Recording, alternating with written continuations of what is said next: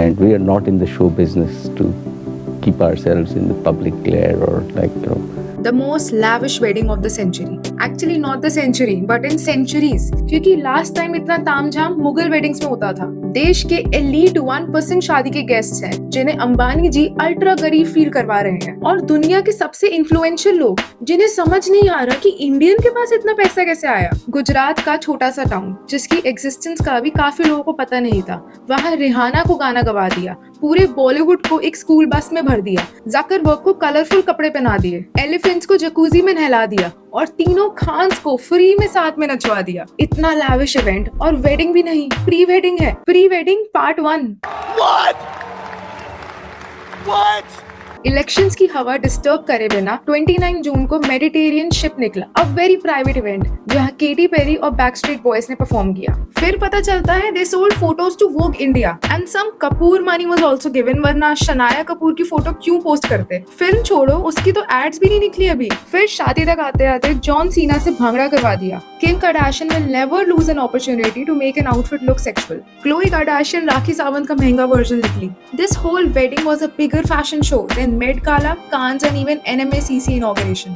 सबके मन में एक ही सवाल है कि इतना एक्स्ट्रावेगेंट क्यों है सब कुछ, और ये पहले की शादियों में क्यों नहीं किया. इस पूरे तामझाम में Nita Ambani is the lead, Isha is the second lead, Radhika और Shloka side characters, and the men of the family are like extras. Throughout my life, I've been inspired by arts and culture. अनंत के सेलिब्रेशन ने बॉलीवुड को एंटरटेनमेंट में रिप्लेस कर दिया है, क्योंकि सारे सेलिब्रिटीज बैकग्राउंड डांसर्स बन गए हैं. ये सब कुछ देख के क्वेश्चंस कम है, क्वेश्चनेबल कोइंसिडेंसेस ज्यादा हैं. कि why is this wedding more like a cultural show? Why did they make NMACC just after Anant and Radhika's Roka and the Vantara Zoo?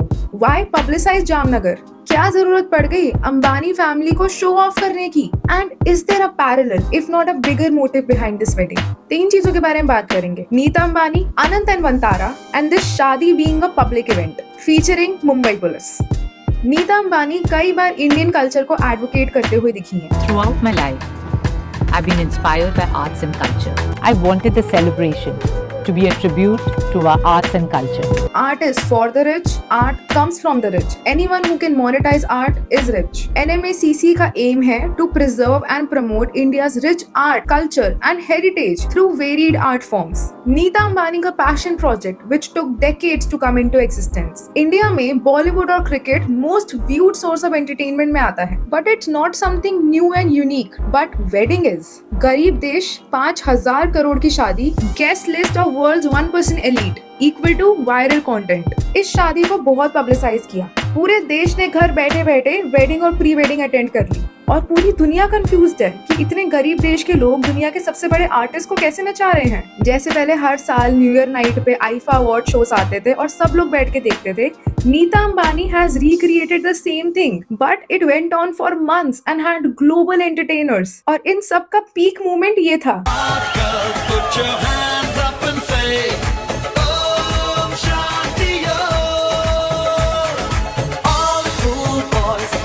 Make some noise and say Om Shanti Om.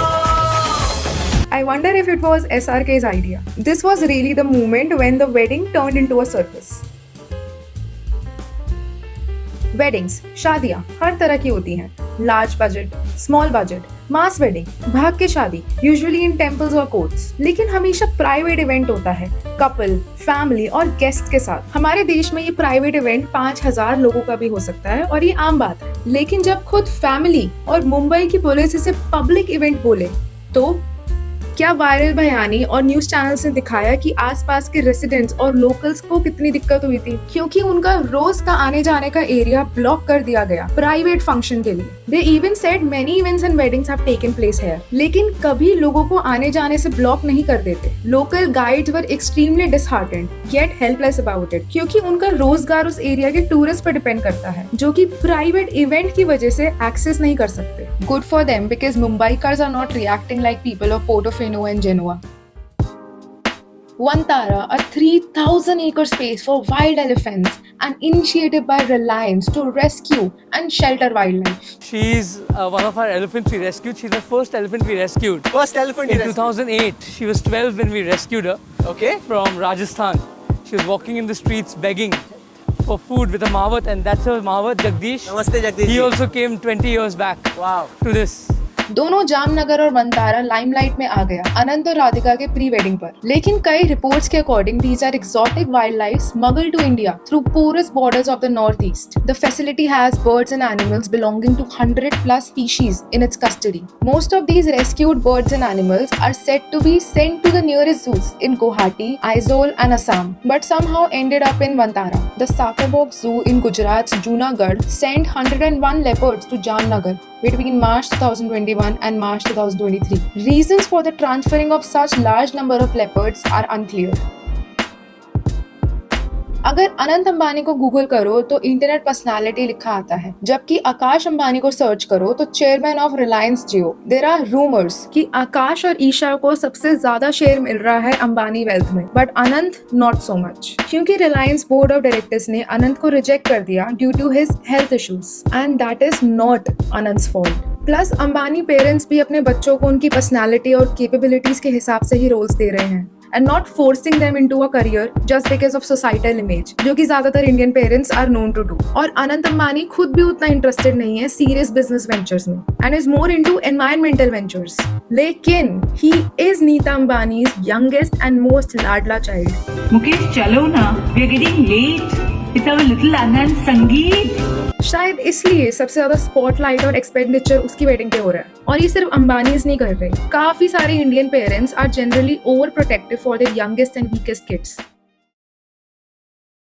इस शादी की सारी बातें, extra वेकेंस दिखाना, multiple functions करना, किसी एक बच्चे की शादी दूसरे से बेटर करना, इस पर पूरा इंडिया बातें बना रहा है। लेकिन ये ज्यादातर फैमिलीज और इंडिया की शादियों की रियलिटी है। अगर मुकेश और नीता अंबानी अपनी वेल्थ का 0.5% खर्च करके शो ऑफ कर रहे हैं, हमारे देश के माँ बाप अपनी पूरी वेल्थ 50% वेल्थ कई केसेस में लोन लेकर बच्चों की शादियां करवाते हैं।